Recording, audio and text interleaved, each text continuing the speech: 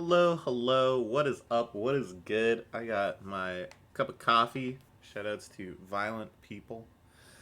And it's Sunday morning, and there's a new chapter of One Piece to read. And I just gotta ask, really, does it get any better than this? Because I don't know if I could handle it if it did. This is chapter 1140, titled Scopper Gaban, the man, the myth, the legend, the background character that showed up in a couple flashbacks that readers realized must be depicting the Pirate King's crew, then was elevated to an SBS novelty, seeming like the punchline of a joke where it goes gold, silver, copper, and now is actually a possibly very significant character in the story. I kind of jumped the gun and was like, well, he's got a scar on his face. He must be the scarred guy that knows where the fourth road poneglyph is. But no, I think that's a different guy given that they said his name and the names are spelled and pronounced differently. Also, that guy is meant to have like burns all over his body. It's not even like a scar. I don't know how I messed that up in my memory. But whatever, this guy is still important enough, still a cool dude. Third in command in the legendary Roger Pirates, the Priest of Love, a cool, open-minded guy that had a kid with a giant, of all things. Yeah, let's see more about him. Let's see how he stacks up against Luffy. Because I think this makes sense when we were kind of like predicting the overall flow of this arc. I kind of expected that, yeah, there's going to be quite a lot of build-up before the actual major clash with Shanks' brother, with potentially Loki. The devastating revelations maybe about the true past of King Harold and Loki. All this stuff, I thought, we're going to have more fun before we get to that. And so far, it had kind of been continuing like that. But we hadn't had a fight scene in a while. So it's like, how do we have a fight scene that's fun? Scopper is going to test Luffy. There's going to be kind of this playful battle where there's no stakes like death or anything, but we get to see some awesome fight scenes because if you don't have those kind of continuing on a certain drumbeat, it stops feeling like a battle shonen and the kids don't know how to react. I'm kids. I like to see fights. Anyways, here we have a gruesome depiction. Alti. Remember Alti? I loved Alti. She was so crazy. Pinned up on a dartboard, having swords chucked at her by who's who. Anything happens to Pepe, I'll hunt you to the depths of hell and I'll beat you to death. Yeah, that sounds like something she'd say. Okay. So just kind of seeing the depravity of this like little resurrected Onigashima on the mainland that Yamato is going to annihilate, I'm sure, over the next few covers. Alright. How come we have to take the key from you? Just give it. What's wrong? Can't do it? My dad used to be a pirate. He can even hold his own against Elbaf warriors. It's interesting that this is what Zoro remembers. Zoro is not usually like a rememberer. He's more like gets a vague impression of, like Luffy. But times that people make claims about the strength of others, he like locks that in. That's ready to be triggered. Because what he does have is the warrior's instincts. And I think he's the one to realize before any of them, even though that he did just throw a gigantic axe at light speed, it doesn't seem like anybody else is taking Scopper seriously. Get this to Loki so I can go back to the feast. Okay, this is also funny. Doesn't it seem like Luffy forgot why he was doing this a little bit? I want to get this to Loki so I can go back to the feast. Bro, you can just go back to the feast. You're doing this because Loki said he knew where Shanks is.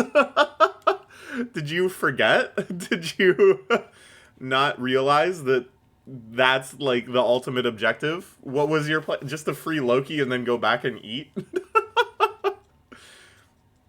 Or does he compress the steps of freeing Loki, maybe having to fight Loki, seeing Shanks, being reunited with Shanks. Okay, yeah, all of those things have to happen, and then I can go to the feast, and that's going to take forever, so we need to get moving on this so I can get to the feast. Okay. So far, a fairly low-level fight. Luffy just kind of realizing this guy is cooking, imbues the key with Haki, squishing him. It's a nifty straw hat you got there. Ooh. Will we incidentally learn a little bit of lore about the straw hats? We know Shanks wore it, Luffy wore it, and before that Roger wore it, seen very briefly in a flashback of him meeting Raleigh. And then, and this is like the most baffling thing, is that there's a giant one in the basement of Marijois. So I'm pretty sure it's that Joy Boy wore one back in the day, and that they don't know it, but this is sort of a secret pirate tradition, all paying homage to Joy Boy. An unbroken line of tributes and passing downs and homages from Joy Boy, the original pirate, all the way to Luffy. And I don't think Scopper will know that, but Scopper might say something incidentally that us Giga Nerds will be able to parse on a level that's more revealing. Look better on you than that helmet, I bet. Yeah, I think this is funny that he always has the straw hat, Luffy. He's usually got it tied around his neck and hanging out on his back. But he does wear like lots and lots of other hats depending on the arc. Just because he thinks they're cool. Only holding on to it, he didn't give it to you? The cheapskate? You have no idea about him. No, he knows Shanks very well. Running his mouth. This is great. Getting the key shoved in his head. His head warping around the key. That's something we don't see enemies being able to do to Luffy. Unless that's like a sign of power, you know? Other enemies might be able to like punch him up a bit. But this sort of like getting kind of a signature comedic moment wherein their attack manipulates Luffy's rubber body in a certain way. That's kind of a sign of respect. Okay. Ooh. Wow. That's amazing. This is a rare event. So, Zoro, who we knew was on guard already, who we knew had already kind of clued in that this old man isn't just any old man, leaps into action, parrying the cutting wind of the axes. Now, granted, Luffy does get away here. Luffy also has a moment of precognition. But look at the pacing of this, because we both know, we know that both Luffy and Zoro have some sense of observation haki. They can see these sorts of attacks coming and have hyper fast reflexes, precognitive reflexes. But I think we're really showing that Scopper's attack speed is like on another level that we haven't really been subjected to very often. Just the way it depicts Luffy realizing the intensity and speed of this attack, the way that Zoro jumps in to parry it, which is like basically unprecedented, you know? Zoro thinking that Luffy might be too slow. Yeah. A crazy shot here. And the entire tower gets sliced off. Okay. So now they're getting serious.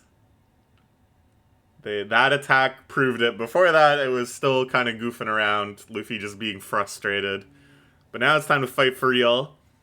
Luffy grabs one of the axes, of course. He ain't gonna do shit with that. Bro is cooking nothing. But he thinks it's cool. I like that in Gear 5, he's adopted some of the characteristics of his Viking outfit. Look, he's got horns now, and he's got the big fur coat has also been dyed white, and is like kind of pillowing and flowing, just like the rest of his kind of cloudy Gear 5 stuff. Zoro amped up to fight too. I like that they just accepted right away. Okay, this is going to be a 2v1. I think Scopper basically attacked with like full killing intent there. And maybe they don't even understand whether or not it's just a trial fight anymore, or whether he's really trying to kill them. I don't know either. It's kind of crazy to just fire off a whole bunch of slashes like that and maybe massacre the only hope for the world, but you know, I guess that's just kind of the way he rolls. What if Luffy was hungry? Well, I guess he knew he was at the feast. What if Luffy was tired? Okay. Oh, we're deprived of a true max power fight. Sure. Fair enough. He yields. Great shot.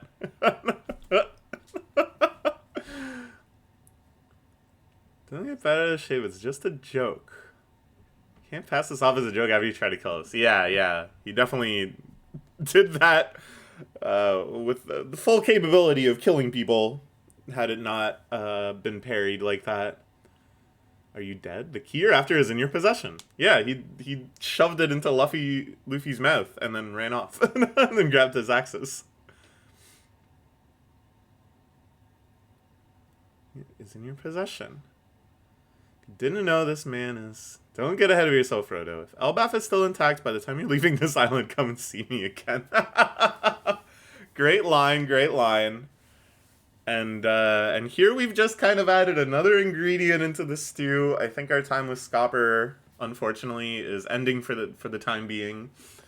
But now, you know, he's bubbling in there with everything else. He's another force on our side. But he seems to have some sympathy to Loki. He certainly is also just sort of an agent of chaos that's interested in interesting things happening, and isn't too grounded and constrained by the morality of, like, let's not cause chaos and let's not cause widespread destruction. He seems relatively interested in those things. And he's just kind of around the island. He could become involved again at any point, and it would make sense. He could also not become involved again at any point, and it would make sense. This is the power of writing a character like this. In so many series, they're so quick to be like, alright, here's a new guy. Guess what? Let's learn his backstory. Oh my god, his sister died. And now he hates dogs because a dog killed his sister. I'm dog-hating Sebastian. Let me at them dogs. And then it just kind of creates like a non-negotiable precedent where later in the arc, it's like, oh, there's a big dog. I wonder who's going to show up. It makes things kind of predictable, and it really constrains your freedom in writing the story. And it's tedious. I get that they're going for like an additional emotional impact to be like, yeah, he's got a tragic backstory. You're going to feel bad for him. He's not just some random mook. But here, we really care about this guy, A, because they've built up lore over the entire run of the series, and not everybody has the luxury to do that, because not everybody, and by not everybody, I mean literally nobody, has run a battle shonen this long. So already we care about him just because of who he is as established by the story. And B, they just make him cool. And that's all you need. You just need to give the character some frickin' aura, some frickin' juice. If they had the confidence to do that, they could just have them do whatever later, you know, and people would be excited because that was a cool dude that's coming back to do literally anything. I don't know, I'm just very impressed by this. One Piece does this all the time. They're very, very clever about, as I've used the analogy before, just holding cards in the hand, you know? You understand what the card is, you understand the impact it could have, but it could be played at any time for any reason. There's no obligations. Alright. Good stuff. That ends our little saga with Scopper. Never want to see you again. What makes you think I'm going to trust this guy? Good point. Do as you will with him, Kevin. Okay, so Shanks went and talked with Scopper. This seems to be implying more and more that Shanks is not on Elbaf. What a shocker. Loki was tricking Luffy. Unreal. But I think that makes more sense. The powerful, tearful reunion with Shanks, I think, has to... I was just talking about, anything could happen. And anything could happen. Shanks could show up. They could have kind of a sudden, almost anticlimactic reunion, shades of Gon and his dad in Hunter x Hunter, where they just happened to be in the same building and it wasn't even really planned. But I think, and again, it's like, I say this as if it's a checklist of requirements, but there's so many ways they could do this. I think that the reunion with Shanks will be very close to the end. It will be a situation where they need something from Shanks, either like a road poneglyph, although I don't think that makes sense anymore, but they need something from Shanks to get to Laugh-Tale. And there's going to be a conflict where Shanks makes a final attempt at stopping Luffy from going to Laugh-Tale, because he knows that when Luffy goes to Laugh-Tale, he's going to pull out the One Piece, drain all the oceans, and that's going to create a type of chaos that Shanks doesn't like. Shanks is kind of an island protectionist. He likes this system of having particular places that he keeps safe. He doesn't like the idea of the entire world being reunited again. And basically, he needs to test Luffy to prove his strength. And that's when we're going to have the Shanks crew versus the Straw Hats. And I don't think they're going to meet until that next arc is imminent, until that big battle is imminent. And the conditions aren't right for them to fight yet. So I don't think the conditions are right for them to meet yet. It did seem like it was going to happen for a bit. It seemed like Shanks was on Elbaf and he was interested in seeing Luffy. But I think we're going to hold off on that. Okay. Now, the next crisis begins. We are back at the school and the weird bird is approaching. The arrow bird. Okay, so now we get to see a little summoning technology. It wasn't really clear exactly how these things worked. It was clear that the summoning circle needed to be in the location already. They couldn't warp in and create the summoning circle where they were warping to. I think that just makes sense. Otherwise, what's kind of the point of the circle? That's already interesting, because that means that somebody had put a circle like that in King Harold's castle, giving further evidence to my theory that King Harold was trying to work in cahoots with the world government, that the world government had made such an offer of Elbaf joining up before, and King Harold was receptive to it, and that's why him and Loki fought. Okay. Good. That was it. I answered my own question. I was gonna be like, okay, where did the one in the castle come from? I think that's where. So yeah, they warped in on that. They already knew that was there. Now they're creating a new one. It's unclear if this is a power she has in particular because of her wacky devil fruit, or if all holy knights are given this power to help world government top brass move around. Anyways, she creates one of these summoning circles. We get this intense blast of black lightning, and two more holy knights warp in. Looks like we're not gonna get to see them in full yet, just these creepy looking silhouettes. These guys do not even seem to be fully cognizant that they are being warped in, which is interesting. Still arguing about whether or not they'll go. Trying to figure out where they're leaving from. And now it's like the forces are getting stacked up, right? On the one side, we got all the giants and the Straw Hat crew. On the other, we got Loki. It's like Loki is an X Factor, Scopper is an X Factor, and then we have now 4 holy knights that I think are all going to be like absurdly strong. So it's starting to even out. Like, we're starting to kind of get what seems like a reasonable big battle on Elbath. And those X factors, I think, right now, it does make sense to me that those two could totally shift the tide. That otherwise, I think it does seem maybe quite even. Whoa! Oh no, we get to see them. We fully get to see them. Holy crap, dude, this guy's awesome. I love his like normal ass people glasses. It's like tatted up. I like that he's in his underwear. What the hell? What the who is this? Oh my god, I love this design. What the heck? What animal is this? Have an hour? What happens with the other thing? The food situation. Oh yeah, the ongoing starvation of Marijois is still underway via the disruption of supply lines by the revolutionaries. She's like blushing. Oh my god, I love these guys so much. I love these guys so much. Saint Somers and Saint Killingham. They're so freaking wacky. So, like, this guy on the left, there's a lot going on here. He has the face of, like, a dragon. He looks a lot like Momokun when he was in dragon form.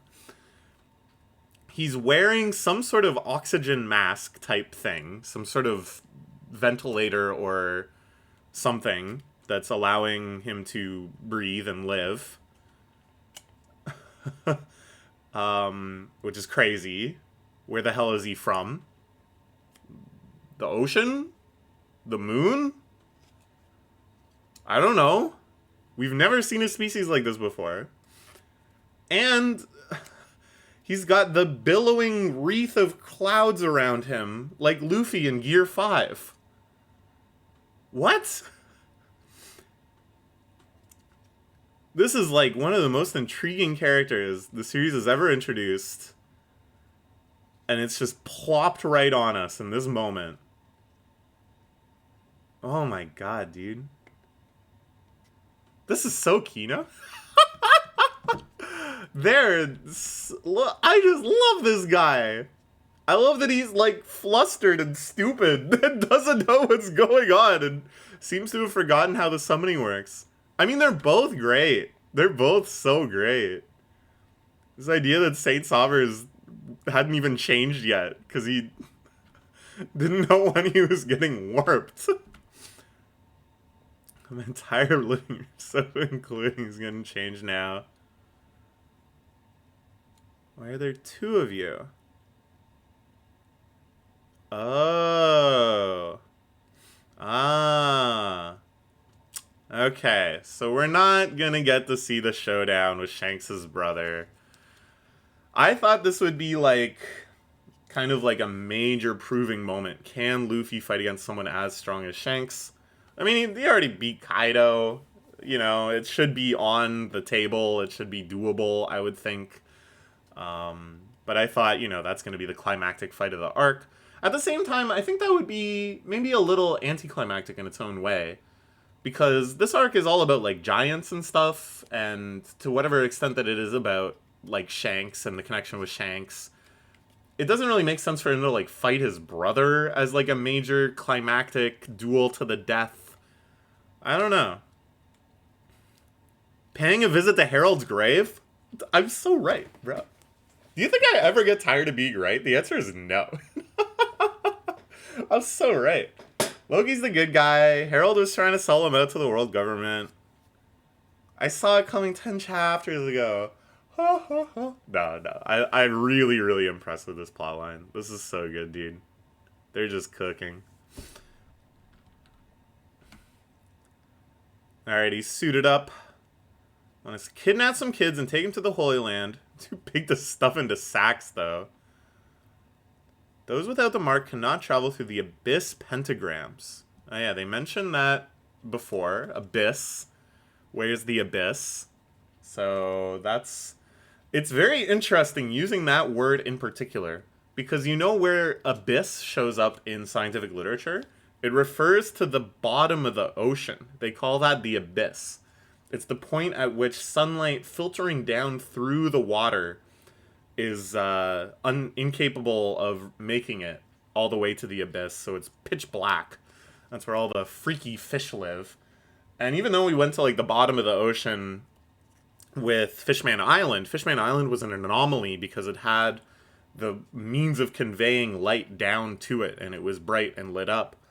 But the rest of the ocean at that level is like pitch black in the world of One Piece as well. So it makes me wonder, even though it's like big bolts of black lightning, is it somehow like channeling the ability to move through the bottom of the ocean?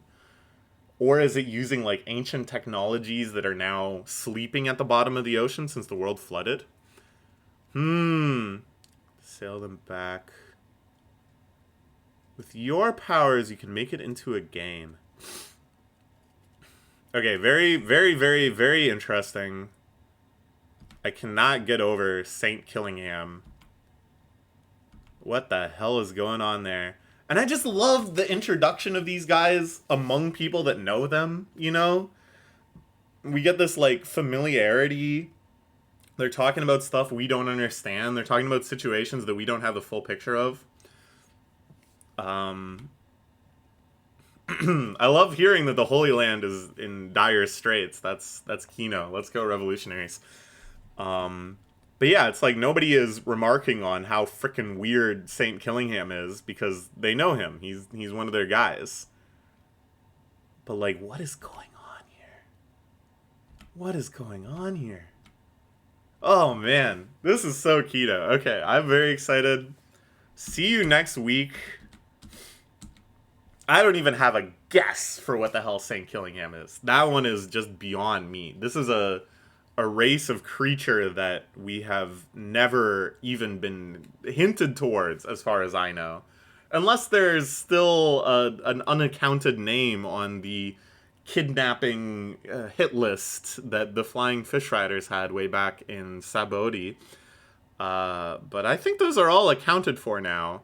So this is something else. This is a truly rare species. Did Big Mom even have one of these things? I kind of doubt it. The Remo Shifu family. This is crazy, man. It's so keto. Okay. I'll see you next week.